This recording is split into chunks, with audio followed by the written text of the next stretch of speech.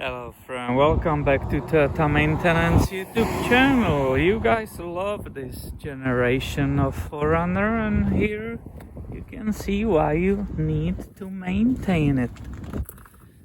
Look at what happens when, and now I cannot tell you which one failed. Was it upper ball joint fail or the lower ball joint? But I can tell you for sure that's what failed. And look what you create if you are not paying attention to this.